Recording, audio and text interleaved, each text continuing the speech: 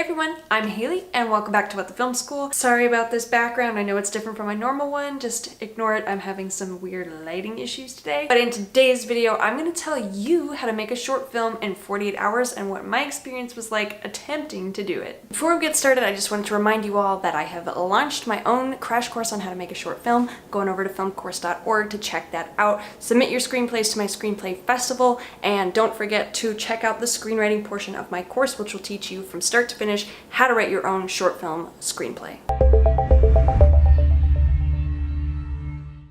In my experience, 48-hour and 24-hour film festivals are extremely popular. When I was back in high school, there were a few around the city that I was living in, and there was also one hosted by my high school as well, though sadly I never partook in it because they canceled it the year I was interested. And when I was going to NYU, there was a 48-hour festival there as well that I also didn't partake in because somehow I had always wanted to, but then I just never found the time to do so. Fast forwarding from my NYU days, a few months ago, I had met an actor on a set I was working on who was looking to start filming some sketch comedy videos for his YouTube channel. I was like, I would totally help you out, that'd be great. So he and I started working together. After a little while of working with them, someone in the group had mentioned that there was a 48-hour film festival that we should all partake in. So the main guy who was running this sketch comedy group was basically acting as the director for everything. So he was the one coming in with the scripts and the ideas, and he was gathering us all together. So there were a few people I had already met from the troupe themselves, and then he directly had hired a few other crew members to help us out. Basically, the 48-hour festival was starting on like a Friday evening and then ending like Sunday afternoon, like early evening.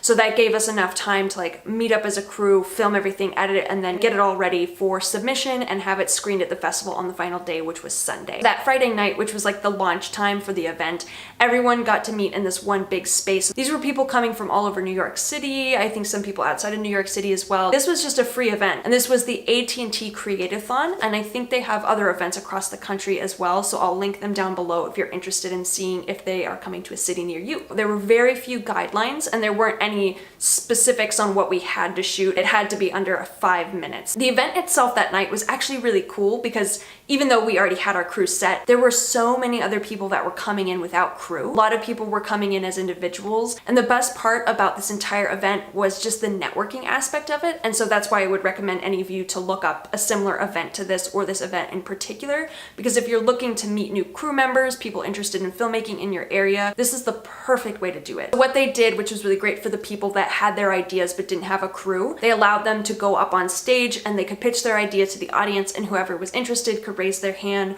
or go network with that person when they came down, and everyone was sharing emails and phone numbers, and everyone was mixed in age groups and skill levels. It was really great to see all that collaboration. Since I had my crew locked already, we were pretty much all set. So basically the idea for the film that we settled on is, again, a sketch comedy about a girl who gets a text message from a guy on Tinder and she has no idea how to respond. So it goes inside her mind basically, and she's got like a boardroom of women that are all trying to come up with a collective idea to answer this text message for the dude. We determined that the locations we needed were a restaurant looking area, a boardroom, and then like a couch kind of living room situation. You kind of have to budget your time wisely, and jumping around to different locations really sucks up a lot of time. But luckily I realized that the office I was working at the time pretty much had every location that we needed. We sat there for a few hours, we just brainstormed everything we needed, we wrote emails to actresses and actors that we needed, we got props together. We had a very basic schedule for how the shooting day was gonna go. So Saturday came around, 9 a.m, we were all gathered at the location and we started setting up the equipment. Now again, I wasn't doing the cinematography or the DP work for this. Someone else who had a much better camera than me was coming in. I brought some lights, I brought my extra camera just in case, I kind of brought whatever I had, and most people were doing the same. Between all of us, we could pretty much fill in the gaps with the equipment wise. We basically had like one person per department, so one guy on camera, there was a guy doing like assistant camera, I was on sound, then we had our director, we had our actors, actresses, and then we had someone who was just working as the production assistant, and then she was going to turn into our editor later on in the day when everything was done. Normally I don't do sound, I've done it before in the past, so I'm not like uncomfortable with it. We didn't have a boom pole, you know, the thing that you stick over the scene when you're recording audio. So we basically had to take this monopod that someone had. We had to like wrap the cable around for the sound equipment, hook up a microphone at the end of it, and then at the bottom of it hook up this like recorder, and then just like rubber band it to the pole. Given the fact that we had limited time, limited space, limited equipment,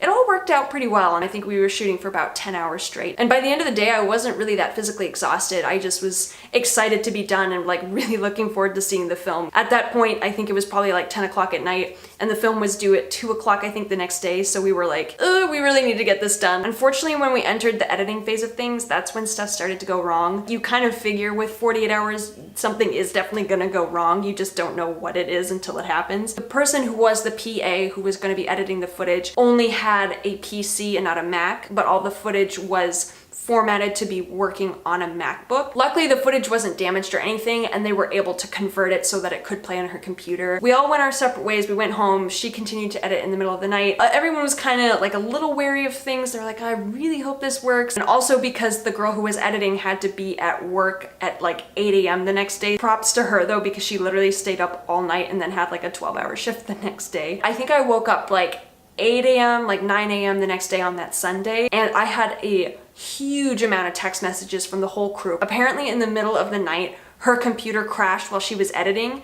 and she like managed to save just a little bit of the footage. Her whole project file was corrupted, so she just like emailed it out to us. She was like, here's what I have, I gotta go to work, best of luck. And we're like, oh no. The only other person though at this point that had the footage was the guy that shot it, was the DP. But for some reason nobody could get a hold of him. I think he was still fast asleep. We were just like, you know, if we don't submit this, like that's not the end of the world. Like we tried. Luckily, I think it was around like noon he woke up and finally responded. He's like, I'm just gonna edit this as fast as I can before 2 o'clock, before it is supposed to be submitted, and that's that. He actually managed to finish it in time. Luckily, what ended up happening for the festival, even though technically our film was like a little bit over the 5-minute mark, they still accepted it. I think anyone that had actually finished their films for this portion, since it was just a free festival for anyone, they just had a 2-hour screening that evening of all the films, and then there were just a few people that won. I didn't end up making it to the screening, but someone from the crew that did go said that our film was well received, that people did laugh at it, but it did not win anything, which is too bad. So yeah, that's my experience working on my very first 48-hour film. So the takeaways that I want to share with you guys. So the first takeaway that I have is that defining the roles of everybody on set is actually extremely helpful. I know it might sound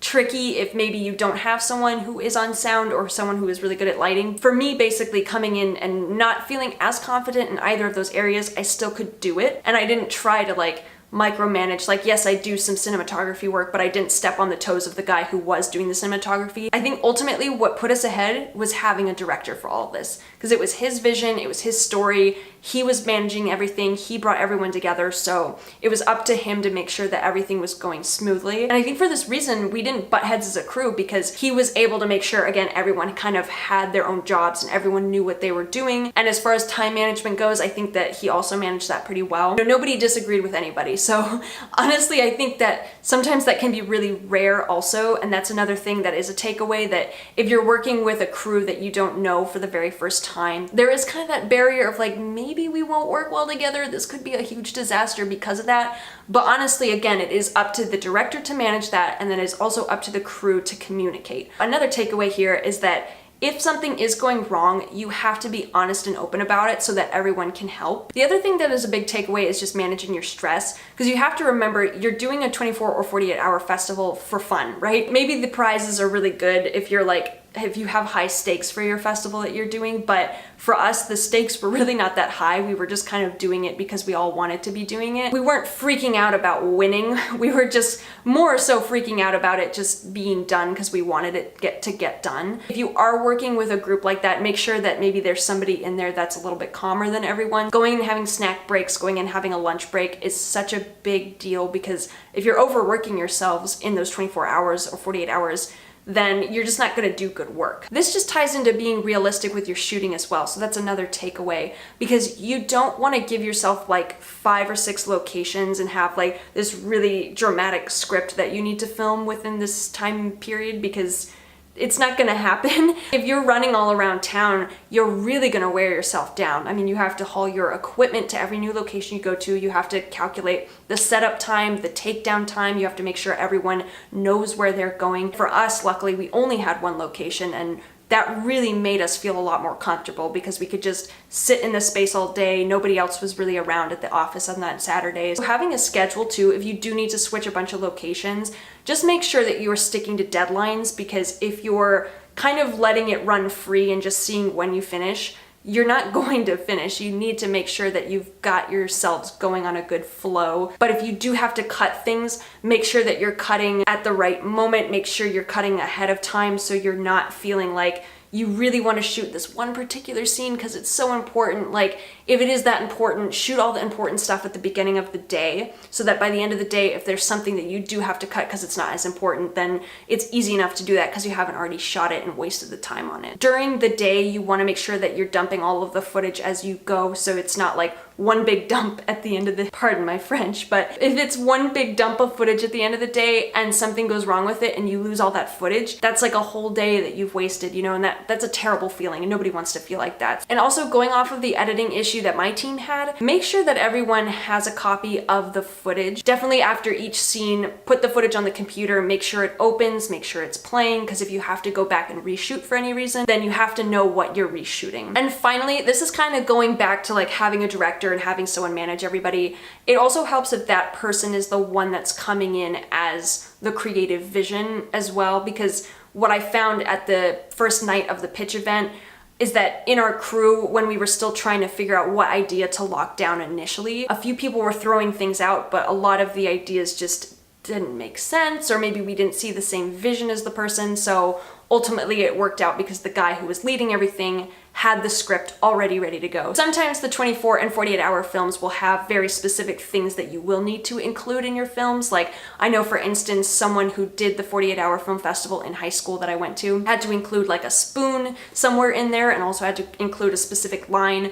So again, those things, either you have a script already, you can work them in, or maybe the festival will give you time to brainstorm the idea and write the script as part of the actual 48 hour festival. So hopefully my experience and some of my tips and takeaways from my 48 hour film festival help you if you decide to do this. And even if you're not living near a festival like this, gather some friends together, maybe go to school and start your own 48 hour festival with people who are interested in making movies. When you do actually finish the film and you screen it and you see that like you all did that in such a short amount of time, it's such a good feeling. And it's really cool because then you have a film that's already made. Like, you don't have to spend like 3 months working on it, you just spent 2 days. And let me know in the comments if you guys have ever done any festivals like these. I'd love to hear what's around you. I'd love to hear your experiences and any tips and takeaways that you guys might have. Be sure to do all those things that you always should do: is subscribe, like the video, share the video, filmcourse.org, go to my social media, check it all out. Be sure you're following me. I'll see you guys again soon.